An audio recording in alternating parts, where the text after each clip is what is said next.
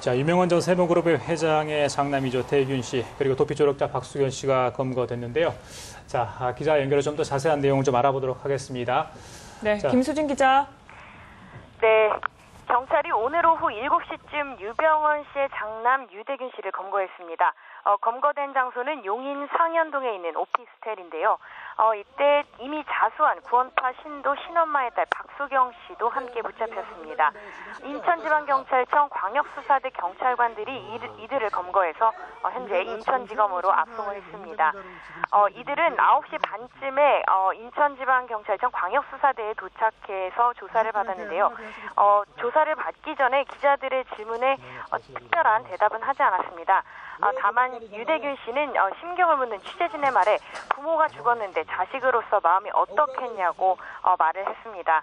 도착 당시 유대균 씨는 굉장히 피곤한 모습이었는데요. 아버지의 사망 소식을 알지 못하고 있다가 호송차 안에서 경찰에게 전해드렸다고 말했습니다. 또 밀항을 시도한 적이 없고 가족들과 연락을 하지 않았다고 밝혔습니다. 이들이 숨어있던 오피스텔은 유대균 씨의 수행원이자 측근인 하모 씨 여동생의 소유로 지난 5월까지는 지난 5월부터는 비워뒀던 것으로 전해지고 있습니다. 경찰은 이 두 사람이 지난 4월 말부터 이 오피스텔에 머무른 것으로 조사를 했습니다. 이 오피스텔은 약 6평 규모인데요. 그 안에서는 5만 원권 1,500만 원 상당, 그리고 유로화 3,600유로가 발견이 됐습니다. 또 노트북과 휴대전화가 함께 발견이 됐지만 먼지가 쌓여있는 등 사용된 흔적은 없었습니다. 냉장고에는 하 씨의 여동생이 사다 놓은 음식들이 많이 쌓여있던 것으로 전해지고 있습니다.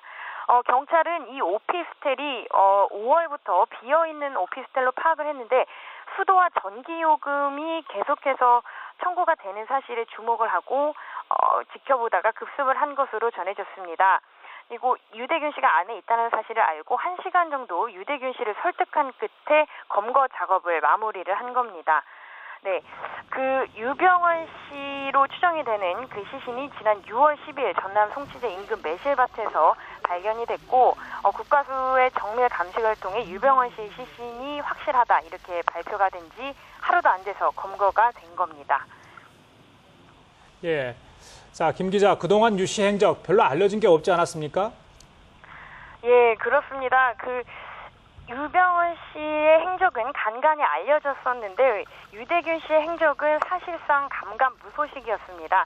다만 지난 검찰의 발표를 보면 그 유대균 씨는 4월 19일 공항으로 가서 누나인 섬나 씨가 있는 프랑스로 출국을 하려고 했는데 이미 출국 금지가 된 사실을 미처 모르고 갔다가 그 사실을 알고 공항에 차를 버려둔 채 도주를 한 것으로 전해졌습니다. 그 다음에 곧바로 금수원으로 이제 달아나서 거기서 유병원 씨를 만나서 대책을 논의를 한 다음에 도주를 바로 시작을 했는데 이때부터 그 박수경 씨와 함께 차를 타고 이동을 했던 것으로 알려졌습니다.